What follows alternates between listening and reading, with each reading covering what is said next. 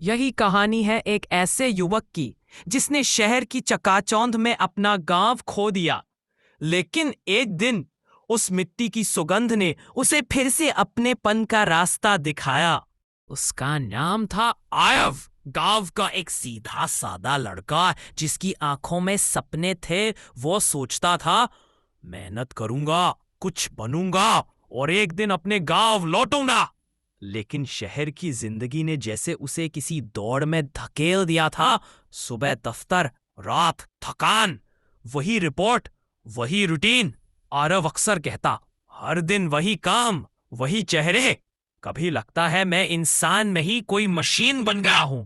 उसका दोस्त राहुल हंसकर कहता, अरे भाई, यही तो शहर की जिंदगी है। यहां रुकने वालों को कोई याद नहीं रखता।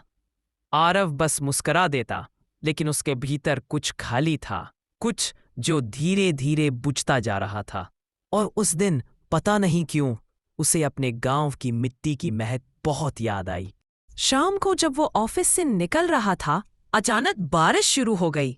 वो एक पेड़ के नीचे जाकर खड़ा हो गया और तभी हवा के झोंके के साथ आई मिट्टी की वो जानी पहचानी खुशबू। आरव ने आंखें बंद की और जैसे उसी पल वो शहर में नहीं, अपने गांव में पहुंच गया। धीरे से उसने कहा, यही तो है मेरे गांव की खुशबू। दादी के हाथ की रोटी, माँ की डांट, खेतों की हंसी। उस खुशबू ने उसके दिल की सारी थकान धो दी।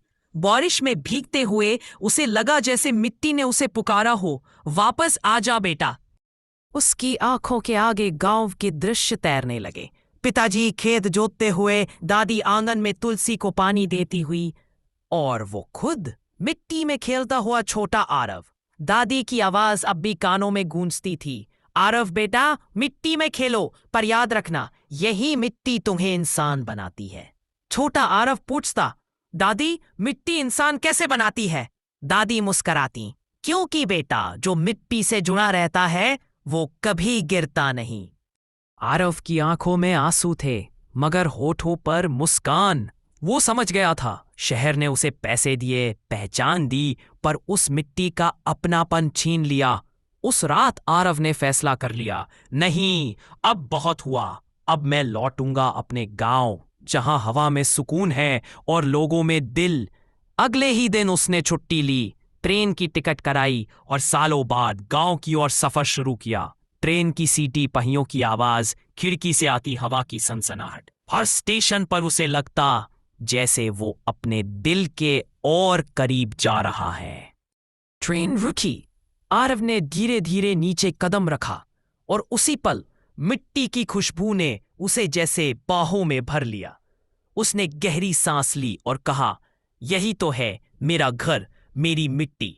थोड़ी देर के लिए सन्नाटा, फिर दूर से एक जानी पहचानी आवाज, आरव, ओ आरव, तू आ गया बेटा। वो आवाज थी उसकी दादी की।